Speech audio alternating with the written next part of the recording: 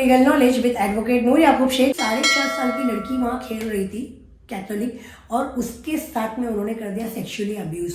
एक 9 साल का बच्चा, मस्जिद का नाम है उस्मानिया मस्जिद, कोंडवा मीठा नगर के अंदर, वहाँ पर 9 साल के बच्चे के साथ किसी यूसुफ नामी मौलाना, जो कि कोंडवा के ही रहने वाले हैं और मस्जिद के वो रहनुमा भी थे, मतलब जो भी केयर टेकर होंगे, ये मौलाना यूसुफ और मौलाना रहीम, ये दोनों उन छोटे छोटे बच्चों को अब्यूज करते थे। सेट में वो केस पेंडिंग है। मौलाना रहीम को बेल नहीं मिली थी, सारे बच्चे अपने अपने घर भेज दिए गए हैं। तो देखिए कितना माहौल खराब है। मतलब तो इन चीज़ों के लिए वजह कौन है? वो माँ बाप जो अपने बच्चों पे ध्यान नहीं देते। बच्चे एक सोशल इशू है बहुत बड़ा। तो आप समझ रहे मैं आपको क्या बोलना चाह रही हूँ, अक्सर क्यों होता है और इससे हम कैसे बच सकते हैं। दूसरा, अभी मैं आपको सबसे पहले बताऊंगी पॉक्सो के एग्जाम्पल्स जो हमारे पूना के ही है, बाकी तो आप छोड़ दो, और पूना के भी है, लेकिन मैं आपको कुछ रिसेंट बताऊंगी, एकदम रिसेंटली। अभी 25 दिसंबर की नाइट को हड़पसर के रहने वाले एक पुलिस ऑफिसर की ड्यूटी लगी थी लोनावाला में, और उन्हें वहां पर एज अ वो हेड कांस्टेबल थे। इस प्लेस से पब्लिक ज्यादा होगी तो मैनेज नहीं हो पाएगा, इसलिए उनकी ड्यूटी वहां लगी थी कुछ ऑफिसर के साथ। एक 4.5 साल की लड़की वहां खेल रही थी कैथोलिक, और उसके साथ में उन्होंने कर दिया सेक्सुअली अब्यूज। अब उन्हें अरेस्ट भी कर लिया गया, उनके ऊपर पॉक्सो की FIR भी हुई। तो देखिए ऐसा नहीं कि मुस्लिम नॉन मुस्लिम, यहाँ आप ना मुस्लिम नॉन मुस्लिम का एंगल बिल्कुल छोड़ दो। ये करते हैं वो लोग जिनके दिमाग में फितूर है, जिनका दिमाग जहन गंदा है, जो सोशल मीडिया पे उसी तरीके की चीजें देखते हैं, तो ये वो लोग करते हैं। दूसरा हम एक डिस्कस करेंगे, अभी रिसेंटली एक 9 साल का बच्चा, मस्जिद का नाम है उस्मानिया मस्जिद, कोंडवा मीठा नगर के अंदर, वहां पर 9 साल के बच्चे के साथ किसी यूसुफ नामी मौलाना, जो कि कोंडवा के ही रहने वाले हैं और मस्जिद के वो रहनुमा भी थे, मतलब जो भी केयर टेकर होंगे, उन्होंने 9 साल के बच्चे के साथ में ऐसा गलत काम कर दिया। उनके ऊपर FIR रजिस्टर्ड हो गई। बच्चा घबरा कर अपने घर गया, अपनी माँ को चीज़ें बताई, माँ और मामू मिलकर FIR किए। जिस दिन ये FIR हुई मैं वहीं कोंडवा पुलिस में ही थी और मैं ये सब देख रही थी। अब बताइए, मतलब अब वो तो आदमी भाग गया, वो तो पकड़ा नहीं जाएगा। अब जब तक पकड़ा जाएगा तब तक तो ये लोगों को डरा धमका के सब करके या इन्हें कुछ पैसे देके मैनेज करके केस को खत्म कर दिया जाएगा।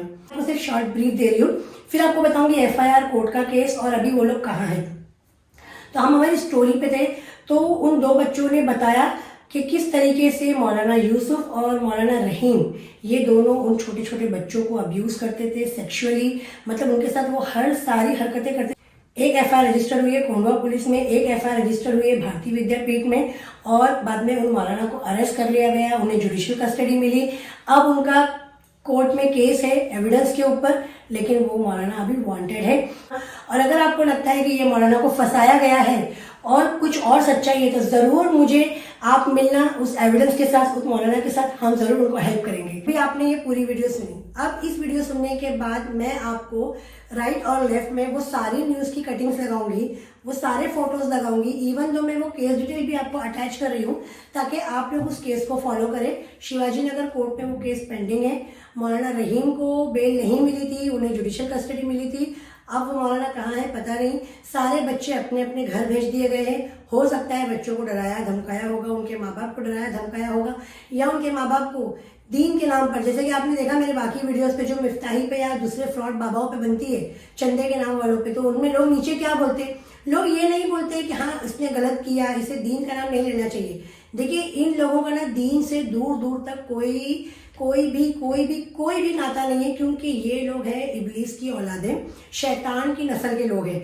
इन लोगों ने सिर्फ इस्लाम का लबादा ओढ़ लिया है और ये लोगों को ठग रहे हैं।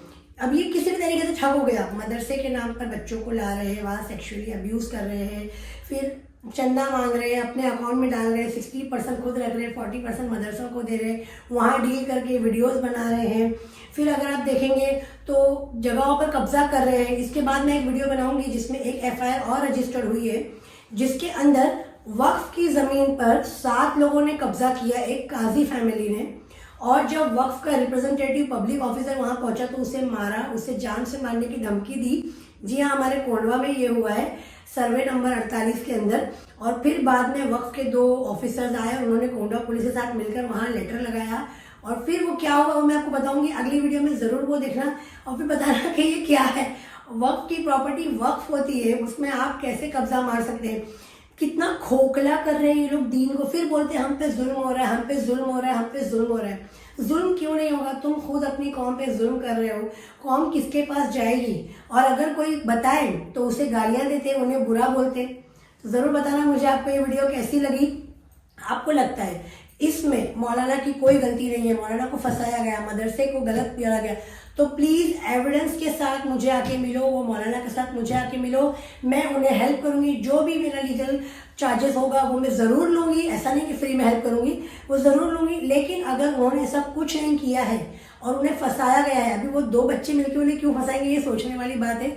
वो बच्चों की एज 9 ईयर्स थी, तो बच्चे बेचारे बिहार से आए हुए थे, आपने सुना ही होगा वीडियो में।